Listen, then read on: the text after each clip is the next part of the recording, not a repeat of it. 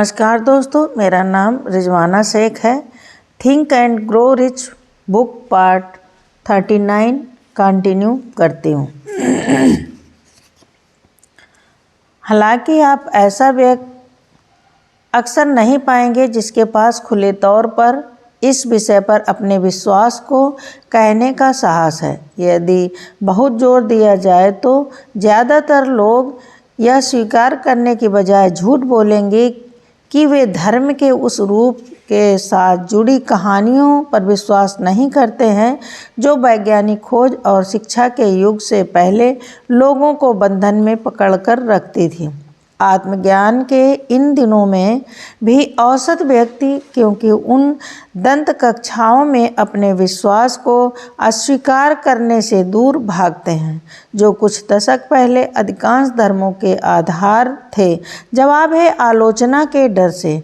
पुरुषों और महिलाओं को भूतों में अविश्वास व्यक्त करने के साहस के लिए जिंदा जला दिया गया था। इसमें कोई आश्चर्य नहीं है। हमें एक चेतना विरासत में मिली है जो हमें आलोचना का भय पैदा करती है। अतीत में बहुत पहले नहीं, एक समय था जब आलोचना का गंभीर दंड होता था। कुछ देशों में अभी भी होता है। आलोचना का डर व्यक्ति से पहल करने की शक्ति को लूट लेता है, उसकी कल्पना की शक्ति को नष्ट कर देता है, उसके व्यक्तित्व को सीमित करता है, उसकी आत्मनिर्भरता को दूर ले जाता है और 100 अन्य तरीकों से उसका नुकसान करता है। माता पिता अक्सर आलोचना से अपने बच्चों को अपूरणीय चोट पहुंचाते हैं। मेरे लड़कपन के दोस्त की माँ लगभग रोज़ उसे दंडित करने के लिए एक स्विच का इस्तेमाल करती थी और सज़ा के पूरे होने पर कहती थी, तुम 20 साल की उम्र से पहले ही जेल जाओगे।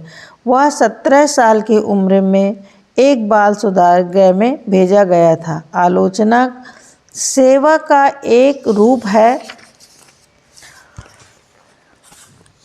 जो हर किसी के पास बहुत ज़्यादा है। हर किसी के पास इसका बहुत स्टॉक होता है जिसे निःशुल्क सौंप दिया जाता है, चाहे कोई इसकी मांग करे या ना करे। इंसान के निकटतम रिश्तेदार अक्सर सबसे खराब होते हैं। अनावश्यक आलोचना के माध्यम से एक बच्चे के मन में हीनता परिसरों का निर्माण करने के लिए किसी भी माता पिता के इस कृत्य को वास्तविकता में यह सबसे खराब प्रकृति का एक अपराध है।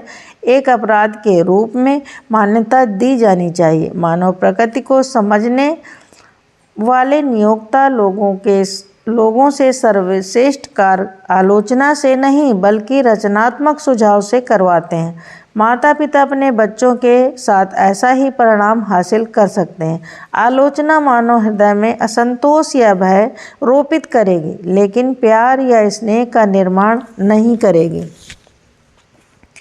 आलोचना के डर के लक्षण। यह डर लगभग उतना ही सार्वभौमिक है जितना गरीबी का डर है और इसके प्रभाव भी व्यक्तिगत उपलब्धि के लिए बिल्कुल उतने ही घातक हैं। इसका मुख्य कारण है कि यह डर पहल करने की शक्ति को नष्ट कर देता है और कल्पना के उपयोग को हतोत्साहित करता है। डर के प्रमुख लक्षण हैं आत्मचेतना, आम तौर पर बातचीत में घबराहट, डर के माध्यम से और अजनबियों से मिलने पर हाथ और पैर की अजीब गतिविधियां, नज़रें चुराना आदि में व्यक्त किया जाता है। संतुलन की कमी, आवाज़ के नियंत्रण में कमी, दूसरों की उपस्थिति में घबराहट, शरीर की खराब मुद्रा, कमज़ोर स्मृति के माध्यम से व्यक्त होती है। व्यक्तित्व निर्णयों की दृढ़ता, व्यक्तिगत आकर्षण और राय व्यक्त करने की क्षमता में कमी, मुद्दों का सामना करने के बजाय उनसे बचने की आदत, दूसरों की राय की सावधानी से जांच किए बिना उनके साथ सहमत हो जाना। हीन भावना, हीनता की भावना को छुपाने के एक साधन के रूप में स्वयं के शब्दों और कार्यों के द्वारा स्वयं को सही व्यक्त करने की आदत, दूसरों को प्रभावित करने के लिए बड़े शब्दों का असर, शब्द का वास्तविक अर्थ जाने बिना उपयोग करना, पोशाक, भाषण और शिष्टाचार में किसी की नकल करना, काल्पनिक उपलब्धियों का घमंड या कभी कभी श्रेष्ठता की भावना की सतह का एहसास देती है। अपव्यय, दूसरों के साथ बराबरी रखने की कोशिश की आदत, अपनी आय से परे खर्च, पहल करने की शक्ति की कमी, आत्म उन्नति के लिए अवसरों को गले लगाने में विफलता, विचारों को व्यक्त करने में डर, वरिष्ठ अधिकारियों द्वारा पूछे गए सवालों के अस्पष्ट जवाब देते हुए अपने ही विचारों में विश्वास की कमी, तरीके और भाषण में संकोच, शब्दों और कार्यों दोनों में छल, महत्वाकांक्षा की कमी, मानसिक और शारीरिक आलस, आत्म दावे की कमी, निर्णयों पर पहुंचने में सुस्ती, दूसरों से प्रभावित होना, दूसरों की उनकी पीठ पीछे आलोचना और उनके सामने चापलूसी करने की आदत, विरोध के बिना हार स्वीकार करना, दूसरों के लिए विरोध पर प्रयत्न छोड़ना, कारण के बिना अन्य लोगों पर संदेह करना, तरीके और भाषण में समझ बूझ की कमी, गलतियों के लिए दोष स्वीकार करने की अनिच्छा, खराब सेहत का डर। इस डर की भौतिक और सामाजिक आनुवंशिकता दोनों का पता लगाया जा सकता है। अपने मूल रूप में या बुढ़ापे के डर और मृत्यु के डर के कारणों के साथ करीब से जुड़ा हुआ है, क्योंकि यह व्यक्ति को एक ऐसी भयानक दुनिया की सीमा के निकट ले जाता है जिसे इंसान नहीं जानता, लेकिन जिसके विषय में डरा देने वाली कहानियाँ सिखाई गई हैं। वह राय भी सामान्य है कि स्वास्थ्य बेचने और कारोबार में लगे कुछ अनैतिक लोगों ने बीमारी के डर को जिंदा रखा हुआ है। मुख्य रूप से इंसान खराब सेहत से उन भयानक तस्वीरों के कारण भी डरता है जो उसके मस्तिष्क में रोपित की गई हैं कि मौत आ जाए तो क्या हो सकता है। वह इसलिए भी डरता है कि इसके पश्चात आर्थिक क्षति भी होगी। एक सम्मानित चिकित्सक का अनुमान है कि पेशेवर सेवा के लिए चिकित्सकों से मिलने वाले सभी लोगों में से 75% हाइपोकोंड्रिया काल्पनिक बीमारी से पीड़ित हैं। इसे बहुत ही विश्वासपातक ढंग से दिखाया गया है कि बीमारी के डर, यहाँ तक कि जहाँ भय का थोड़ा सा भी कारण नहीं है, वहाँ भी अक्सर उस डर की बीमारी के शारीरिक लक्षण उत्पन्न कर देता है। मानो मन शक्तिशाली और प्रबल है, या तो यह बनाता है या नष्ट कर देता है। बीमार स्वास्थ्य के इस डर की आम कमजोरी का लाभ उठाकर पेटेंट दवाओं के विक्रेताओं ने बहुत अधिक दौलत बनाई। विश्वासशील मानवता का यह रूप कुछ 20 साल पहले इतना प्रचलित हो गया कि कार्यालय साप्ताहिक पत्रिका ने पेटेंट दवा के कारोबार के सबसे खराब अपराधियों में से कुछ के खिलाफ एक कट अभियान चलाया। महामारी के दौरान, जो विश्व युद्ध के दौरान अचानक छिड़ गई थी, न्यूयॉर्क शहर के मेयर ने उस क्षति की जांच करने के लिए कठोर कदम उठाए जो लोग खराब सेहत के अपने निहित भय के माध्यम से स्वयं को पहुंचा रहे थे। उसने अखबार के लोगों को बुलाया और उनसे कहा कि सज्जनों, मुझे फ्लू महामारी के विषय में किसी भी डराने वाली सुर्खियों को प्रकाशित न करने के लिए कहना आवश्यक लगता है। जब तक आप मेरे साथ सहयोग नहीं करेंगे, हम एक ऐसे स्थिति में होंगे जिसे हम नियंत्रित कर सकते हैं। समाचार पत्रों ने फ्लू के बारे में कहानियों का प्रकाशन छोड़ दिया और 1 माह के भीतर महामारी पर सफलतापूर्वक रोक लगा दी गई थी। कुछ साल पहले किए गए प्रयोगों की एक श्रृंखला के माध्यम से यह साबित कर दिया गया था कि लोगों को सुझाव के द्वारा बीमार किया जा सकता है। अपने यह प्रयोग 3 परिचितों को इस सवाल के साथ कि आपको क्या बीमारी है, आप बहुत बीमार दिख रहे हो, पीड़ितों के पास भेजकर किया। पूछने वाले पहले व्यक्ति ने सवाल से पीड़ित को आमतौर पर एक मुस्कुराहट और उदासी के लिए उकसाया और पीड़ित ने कहा, ओह कुछ भी नहीं, मैं ठीक हूँ। दूसरे को आमतौर पर यह बयान दिया गया, मुझे सही नहीं पता है लेकिन मैं बुरा महसूस कर रहा हूँ। तीसरे प्रश्नकर्ता को आमतौर पर खुलकर जवाब दिया गया कि पीड़ित वास्तव में बीमार महसूस कर रहा था। इसे आप किसी परिचित पर आजमाने का प्रयास करें, लेकिन यदि आपको शक है कि यह उसे असहज कर देगा तो प्रयोग बहुत दूर तक न ले जाएं। एक निश्चित धार्मिक संप्रदाय है जिसके सदस्य हैकिंग संघ द्वारा अपने दुश्मनों पर प्रतिशोध लेते हैं। वे इसे शिकार पर जादू रखना कहते हैं। इस बात के भारी सबूत हैं कि कभी-कभी बीमारी नकारात्मक विचार आवेग के रूप में शुरू होती है। इस तरह के आवेग एक मस्तिष्क से दूसरे को सुझाव द्वारा पारित किए जा सकते हैं या एक व्यक्ति द्वारा अपने ही मस्तिष्क में बनाए जा सकते हैं। एक आदमी ने, जिसमें इससे ज़्यादा बुद्धि थी जितनी शायद यह घटना संकेत देती, एक बार कहा था, जब भी मुझसे कोई पूछता है मुझे कैसा लग रहा है, मैं हमेशा उसे नीचे गिराकर जवाब देना चाहता हूँ।